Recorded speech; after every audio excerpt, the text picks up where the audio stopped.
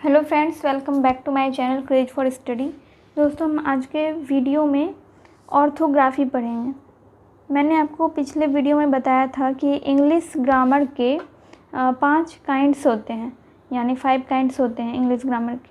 पहला ऑर्थोग्राफी यानी वर्ण विचार, इटमोलॉजी यानी कि शब्द विचार। ऑर्थोग्राफी में हम स्टडी ऑफ अल्फ़ाबेट यानी अल्फ़ाबेट का अध्ययन करते हैं। इटमोलॉजी में हम स्टडी ऑफ वर्ड्स यानी शब्दों का अध्ययन करते हैं। सिंटैक्स में हम वाक्यों का अध्ययन करते हैं। सिंटैक्स का मतलब हुआ वाक्य विचार। पंक्चुएशन यानी चिन्ह विचार, इसमें हम चिन्हों का अध्ययन करते हैं।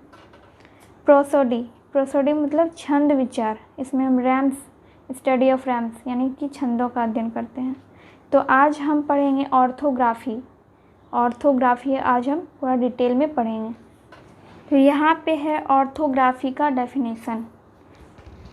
The part of the English grammar that describes the differences, pronunciation, shape and uses of letters is called orthography. यानी अंग्रेजी ग्रामर के जिस भाग में अक्षरों यानी लेटर्स के भेद, उच्चारण, आकार एवं प्रयोग आदि का वर्णन हो उसे हम ऑर्थोग्राफी कहते हैं। दोस्तों, ऑर्थोग्राफी में हम शब्दों का अध्ययन करते हैं। तो पहले हम यहाँ पे जानेंगे इंग्लिश अल्फ़ाबेट के बारे में।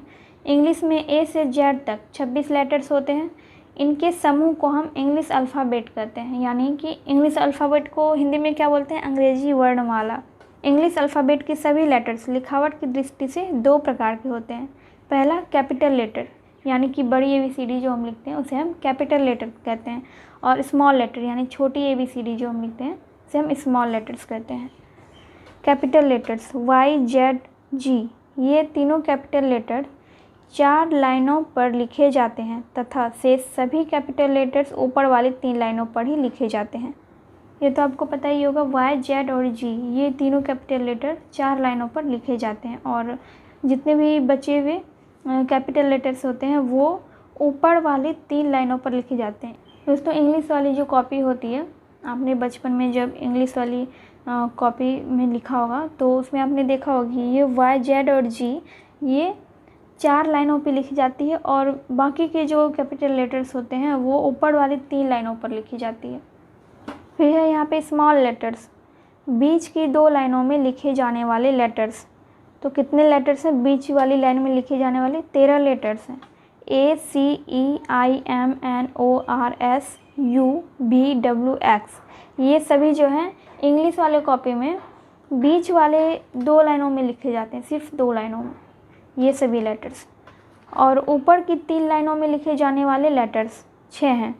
BDHKLT ये सभी लेटर्स जो हैं इंग्लिश वाली कॉपी में ऊपर की 3 लाइनों में लिखे जाते हैं। फिर 4 लाइनों में लिखा जाने वाला लेटर्स एक ही लेटर से ऐसा है जो कि 4 लाइन में लिखा जाता है इंग्लिश वाली कॉपी में। नीचे की 3 लाइनों में लिखे जाने वाले लेटर्स 6 हैं। PGJQYZ ये अंग्रेजी की जो कॉपी होती है उसमें हम PGJQ और YZ को नीचे के 3 लाइनों में लिखते हैं। फिर यहाँ पे इंग्लिश अल्फ़ाबेट को 3 भागों में बांटा गया है। साउंड के आधार पर इंग्लिश अल्फ़ाबेट को 3 भागों में बांटा गया है। पहला है वॉवेल यानी स्वर, कॉन्सोनेंट यानी व्यंजन, फिर है सेमी वॉवेल यानी अर्ध स्वर। पहला है वॉवेल। वॉवेल 5 होते हैं। इसका डेफिनेशन है यानी परिभाषा, a vowel is a letter which can be pronounced without the help of any other letters. यानी कि जिन अक्षरों का उच्चारण बिना किसी दूसरे अक्षर की उच्चारण की सहायता से किया जा सके उन्हें वॉवेल्स कहते हैं। तो वॉवेल्स 5 हैं, AEIOU। ओके। फिर है कॉन्सोनेंट 19 होते हैं। फिर इसका डेफिनेशन है, a consonant is a letter which can not be pronounced without the help of any vowel. यानी कि जिन अक्षरों का उच्चारण वॉवेल की सहायता के बिना ना हो सके उसे हम कॉन्सोनेंट कहते हैं। कॉन्सोनेंट का हिंदी क्या होता है? व्यंजन वर्ण। तो कॉन्सोनेंट 19 होते हैं, BCDF GHJKLMNPQRSTVXZ। ठीक है। फिर तीसरा होता है हमारा सेमी वोवेल यानी कि अर्ध स्वर, ये दो होते हैं।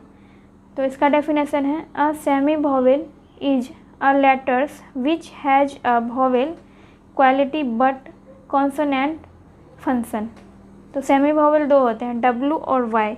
तो इसका हिंदी मीनिंग हुआ सेमी वोवेल वह अक्षर है जिसका गुण वोवेल का हो पर काम कॉन्सोनेंट का करता हो, तो उसे हम सेमी वोवेल कहते हैं। सेमी वोवेल में क्या होता है कि जब W या Y, ये W और Y जो है, W Y अगर किसी शब्द के अंत में आते हैं तो उनका उच्चारण एवं प्रयोग वोवेल की तरह होता है, यानी कि उच्चारण भी वोवेल की तरह होता है और प्रयोग भी वोवेल की तरह होता है, और तो वे उस टाइम वोवेल हो जाते हैं। जैसे कि एग्जाम्पल में ले लीजिए ड्राई या फिर क्राई या ट्राई। तो इसमें क्या आ रहा है कि Y जो है वो लास्ट में आ रहा है। ठीक है, Y लास्ट में आ रहा है, तो इसमें Y जो है आई का काम करता है, तो इसलिए ये Y जो है इस टाइम वोवेल हो जाता है। ठीक है। इसी तरह एक शब्द ले लीजिए टू, तो टू में W जो है बीच में आ रहा है, टू जो है इन दोनों लेटर्स के बीच में है, तो यहाँ पे W का प्रयोग वोवेल की तरह हुआ है, इसका उच्चारण भी यहाँ पे वोवेल के ही तरह होगा। जैसे टू है तो यहाँ पे W का उच्चारण जो है वोवेल की तरह हो रहा है।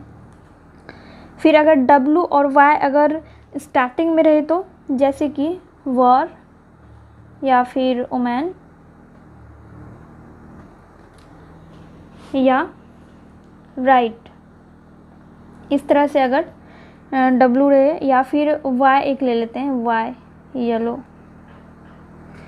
Y स्टार्टिंग में रहे या फिर W स्टार्टिंग में रहे तो क्या होता है, जब W या फिर Y स्टार्टिंग में रहे तो उसका उच्चारण उस टाइम कॉन्सोनेंट की तरह होता है। जैसे कि यहाँ पे है वॉर, तो वॉर को अगर हम हिंदी में लिखेंगे तो कैसे लिखेंगे, इस तरह, वॉर इस तरह लिखेंगे। तो ये वो जो है ये क्या है, ये कॉन्सोनेंट है, वो कॉन्सोनेंट है यानी व्यंजन वर्ण है, तो यहाँ पे W का उच्चारण जो है यहाँ पे कॉन्सोनेंट की तरह हो रहा है। वुमेन, वुमेन को हम कैसे लिखेंगे, वुमन, इस तरह से, तो वो कॉन्सोनेंट है यानी व्यंजन वर्ण है। फिर यहाँ पे है राइट, राइट इस तरह लिखेंगे, तो रॉ क्या है यहाँ पे व्यंजन वर्ण, तो यहाँ भी कॉन्सोनेंट की तरह हो रहा है। फिर Y, Y यहाँ पे क्या है, येलो लिखेंगे, तो येलो इस तरह लिखेंगे, येलो इस तरह लिखेंगे, तो यह भी व्यंजन वर्ण है। तो यहाँ पे अगर तो W और Y अगर स्टार्टिंग में रहे तो वहाँ पे इसका उच्चारण कॉन्सोनेंट की तरह होगा, और W और Y अगर बीच में रहे या फिर लास्ट में रहे तो वहाँ पे उसका उच्चारण वोवेल की तरह होता है। तो फ्रेंड्स, आज के वीडियो में हमने देखा ऑर्थोग्राफी, और हम नेक्स्ट वीडियो में एटमोलॉजी पढ़ेंगे यानी कि शब्द विचार। और आपको वीडियो अगर पसंद आया हो तो वीडियो को लाइक कर दीजिएगा, एंड चैनल को सब्सक्राइब नहीं किया है तो सब्सक्राइब कर दीजिए, एंड बेल आइकन को भी प्रेस कर दीजिए ताकि मैं जब भी वीडियो अपलोड करूँ तो उसका नोटिफिकेशन आपको मिल सके। तो चलिए, मैं मिलती हूँ आपसे अगले वीडियो में।